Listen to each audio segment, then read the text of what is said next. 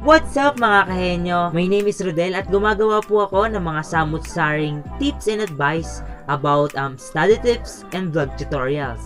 Alam nyo na ang pag-uusapan natin sa video na to. Pero bago tayo magsimula, make sure na nakasubscribe ka na dito sa aking channel at pakipindot mo na rin yung notification bell para lagi kang maging updated sa mga bago pa nating video. At sa video nga na ito, pag-uusapan natin ngayon kung paano nga ba mag-build or magbuo ng isang maayos at foundational na YouTube channel ngayong 2021. At kung handa ka na ba? Simulan na natin.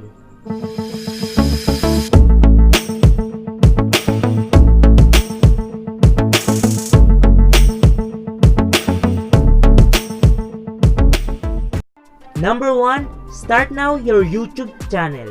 Start now to press the record button. Yan ang unang-unang suggestion ko if you want na mag-start na talaga ng isang YouTube channel. Dito sa YouTube, huwag kang mag-alinlangan or mag-hesitate na magsimula ng sarili mong channel. At wala namang mawawala kung sisimulan mo na ang YouTube channel mo ngayon. Dahil imagine, kung hindi ako nagsimula na gumawa ng kauna-unahang kong video dito sa channel na po na ito, so siguro wala naman ako sa harapan nyo ngayon nagbibigay ng mga ganitong tips na mga video. So, nagsimula lang po talaga lahat itong pagbablog ko, itong YouTube channel ko ngayon na may pahalos 200 subscriber na din. So, salamat po sa mga nag-subscribe, sa mga magsusubscribe pa. So, wala po lahat to if hindi po ako nagsimula ng mag-record sa video ko, gumawa ng video. So, naalala ko pa nga yun, pumunta ako sa daanan namin. Sa amin po kasi medyo provincial and sa mga dadaanan mo, ang daming mga puno doon. So, I want na mapakita lang sa kanila kung ano ba yung meron sa lugar din namin, sa looban kami, ganun po eh.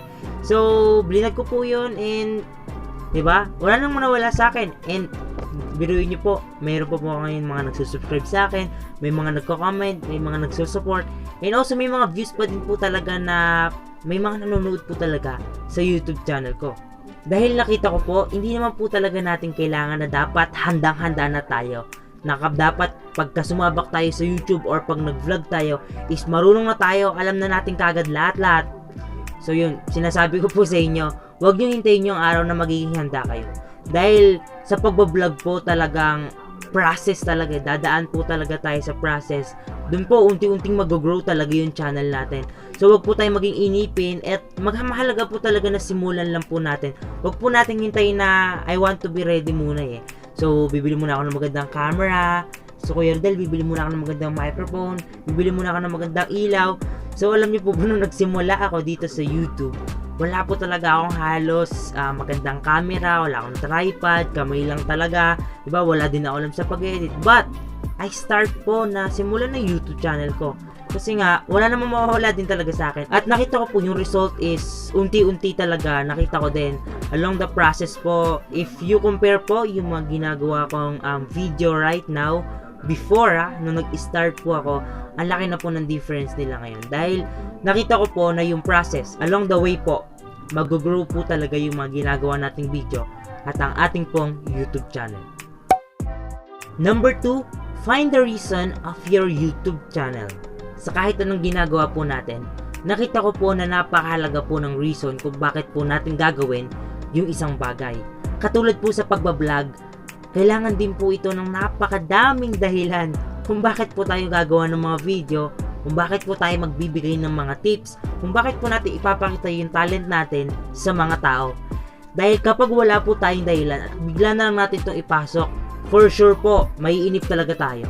Maiinip tayo sa result na bakit walang nagsusubscribe, bakit walang mga views, bakit parang wala namang pag-asa to, aalis na nga ako. So, siguro po yung mga ganun tao, yung mga ganun nagsimula is wala talagang reason. So, hindi lang po mahalaga na nagsisimula.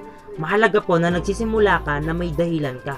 So, napakalaga po nung magkasama po na yung una nga, mahalaga na to start your YouTube channel. And also, mahalaga din po na meron tayong purpose kung bakit po natin gagawin ito. Ano ba ang purpose mo? Para lang ba sa monetization? Diba? Para ba kumita lang ba? Siguro maraming ang vlogger, mga pinapanood ko ngayon, they are also monetized na din. At nakita ko na bonus lang po talaga yung ma-monetize, na ma-recognize ng tao dumami yung views, di ba, makakuha mo yung requirement, mamonetize ka, parang bonus na lang yun eh. And somehow, nagiging blessing pa talaga sa kanila yung pag-YouTube dahil meron po silang mabibigat na reason and purpose, di ba? They want to help, to serve other people, di ba? Minsan, hindi, yung mga vlogger na pinapanood natin, yung mga nagbibigay ng tips, di ba may mga times na hindi na talaga natutulog yan. What I mean, kulang sa tulog, kulang sa kain, di ba? Lagi nag-e-edit, lagi niya iniisip yung ikaganda ng isang video. Kasi nga, may mga reason po yan kung bakit po sila nagbablog. And if you want na mag-start ngayong 2021, parating po na 2021, kahit wala pa yon, ngayong December pa lang, ngayong ilang linggo pa, meron sa December, magsimula ka na may dahilan kung bakit ka mag-YouTube, kung bakit mo papasokin to. Dahil malawak po talaga ang YouTube. Sabi ko nga, this is a way of giving an information, di ba? You can be an influencer po dito. That's why po, mahalaga na hindi po dumating sa moment na mawawalan tayo ng reason, kundi padami na padami, palalim na ng palalim, yung reason po natin kung bakit tayo gumagawa ng mga video sa inyo pong mga YouTube channel. Number 3, commitment.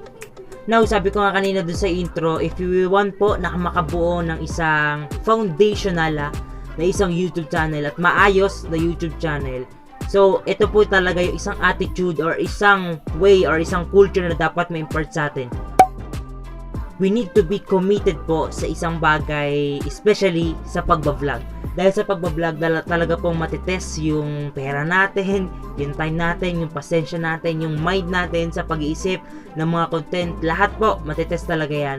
At kapag committed po tayo sa paggawa ng mga video, sa bubuuin mo na YouTube channel, kahit marami kang pagdaanan ng mga problems, mga agos, mga unos, mga bagyo, sa mga problema na pagdadaanan mo, syempre, nandito ka na rin naman, gumawa ka na rin naman ng YouTube channel mo. Bakit hindi ka pa mag-commit?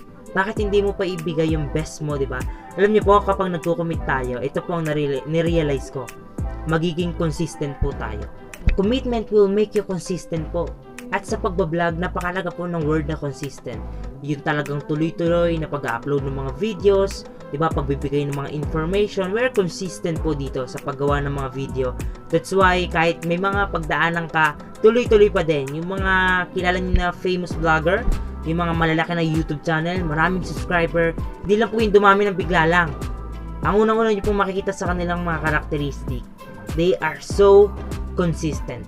They are committed po. If makikita nyo po, mapapansin nyo sa channel nila, diba, lalo na yung mga talagang matagal na rin, umabot na ng years, diba, may mga ibang vlogger nga na 10 years na, 5 years na. So, para sa kanila somehow buhay na talaga nila yun yung paggagawa ng mga video.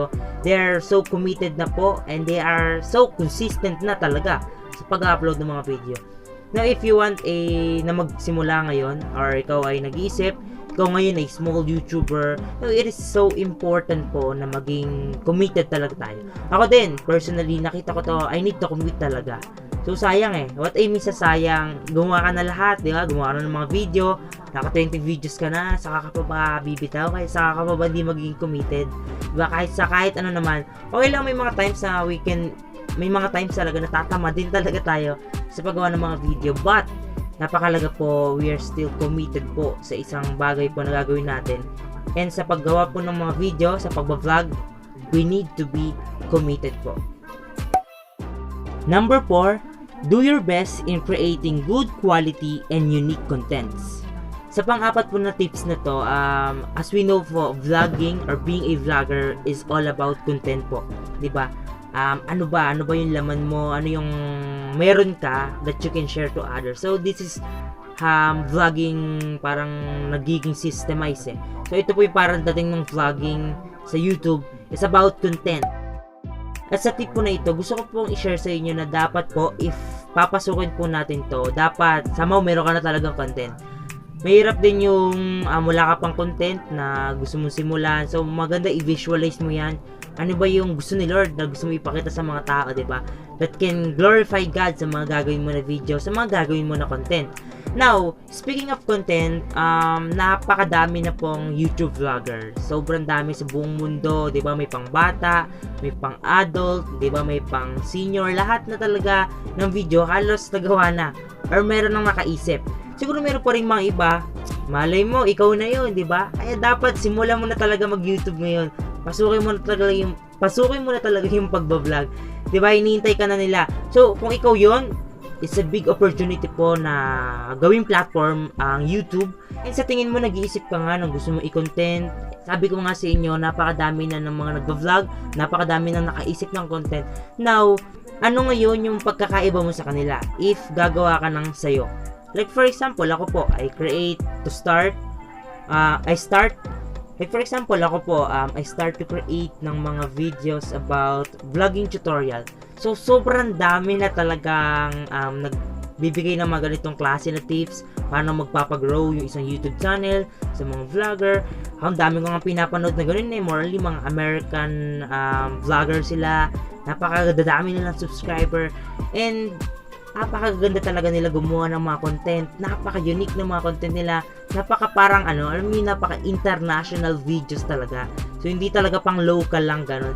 So, kung gagawa ka ng mga video ngayon at meron na yung iba, so ano yung kakaiba na meron ka that someone will be consistent din sa'yo? Ano yung panghahawakan ng tao sa'yo, di ba? Ano yung kakaiba na meron ka na ito parang pag nakita nila yung thumbnail mo, pag nakita nila yung title mo, kahit nga ba madami ng pare-pares kayo na content, kung 10 man kayong ganun kayo mag-vlog, pare-pares kayo na content, kaso ikaw kakaiba. Diba? Halimbawa, nagluluto.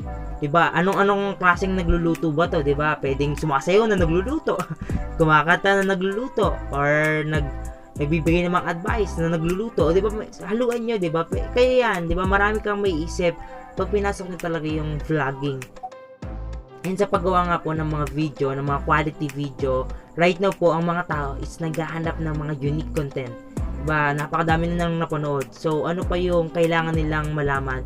At yung mga tao po, yung mga viewers natin, they are finding po ng mga unique content, yung mga kakaiba talaga.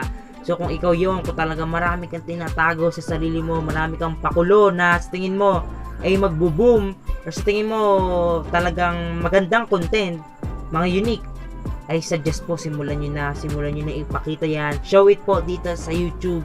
Gawin nyo po talagang platform yung YouTube. Sayang po, gamitin nyo po yung platform. Mag-vlog na po kayo. Number 5, train yourself. Training is my happy hour. So, na-impart po sa akin yung kanyang tagline dahil sa church namin, napakadalas namin mag-training doon dahil sa church po namin, it's about leadership, discipleship. So, we are being trained po para mag-lead ng mga tao. And sa pagbablog po, mahalaga din na matrain tayo.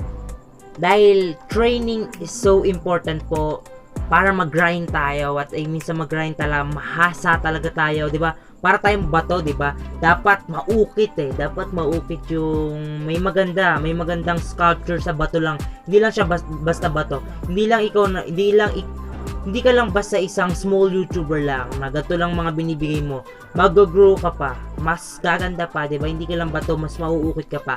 So yun nga lang, you need time na talagang, alam mo yun, ukitin yung bato, talagang ilabas yung ganda ng sculpture, and malalabas po yun through training. By applying yung mga natitrain natin, dun po unti-unting mag-grow tayo bilang isang YouTuber. And this 2021 po, if we want na mag-start ng isang YouTube channel, always remember na mag-train kayo lagi. Kung magsisimula ka man lang, gandahan mo na talaga.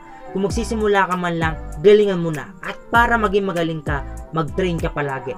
Especially sa panonood po ng mga ganitong video, like vlog tutorial, napakalaking tulong po nito para mag-impart sa inyo ng mga messages, ng mga lectures. Ako, yung mga shinare ko sa inyo, is nakuha ko lang din yan sa mga napapanood ko ng mga vlogger, na nagbibigay ng mga vlog tutorials din. So, kino-combine ko lang lahat yon and nakakabuo ko ng mga ganitong video. At the same time, natitrain na rin ako bilang isang vlogger and also kung paano din mag-tip sa mga vlogger. So ganun yung parang naging process ko ngayon. That's why I see the power of training po. Mag-train talaga kayo. Alam niyo ba guys, mas marami pa po yung ini-spend ko na time sa panonood ko ng mga videos about kung paano ako matitrain, kung paano ako ma-apply yung mga pinapanood ko. Mas marami pa po akong time sa panonood na ganun kaysa sa vlog, sa pag-upload ko ng video. Mas nakatuon pa ako sa ganun kung paano ako mamomotivate pa lalo, gumawa ng mga kakaibang video, magagandang video, quality video. And also kung paano din po ako mas gagaling sa pag-i-engage sa tao. So yun po yung mga pinag-aaralan ko ngayon, especially paano dumami yung subscribers, yung views. So ganun po yung mga process na inaaral ko ngayon. So mahalaga po learning talaga tayo ngayon. So sa pagbablog, kapag pinasok mo yan, hindi po agad alam mo na. Kapag alam mo na, ewan ko na lang, kailangan mo pa rin mag-aral. So para ma-receive mo talaga lahat, para ma-impart sa iyo yung mga pinaka best tip pa talaga, para mas mag-grow pa yung mga YouTube mo, yung pag-e-edit mo, 'di ba? Yung pag-film mo, yung pag-deliver mo, yung pag-communicate mo through online, through cameras, lahat po 'yan mas mag-grow if we will train more and more. And that's all my best 5 tips sa lahat po ng mga small YouTuber na mga potential na magsisimula na magiging influencer kayo in the near future. So don't hesitate po ulit na magsimula ng YouTube channel. Right now talagang i-push nyo yan. Alam nyo po, napakasarap sa tao kapag sinimulan ng YouTube channel nyo at napakadaming mga nag-i-engage sa comment. Ang daming mga nag-PM sa'yo. They are congratulating you. They want to appreciate you sa mga ginagawa mo na video. At napakasaya po nun. Kahit may isa lang manood po sa video nyo, panalo na yun, di ba? Yung mga pinaghirapan mo may nanood na. So ako po, ganun lang ako dati talaga. Ganun lang talaga ako. May isang manood lang sa akin, sobrang saya ko na. May nakakita na ng video na pinaghirapan ko, di ba? Yung pinag-isipan ko.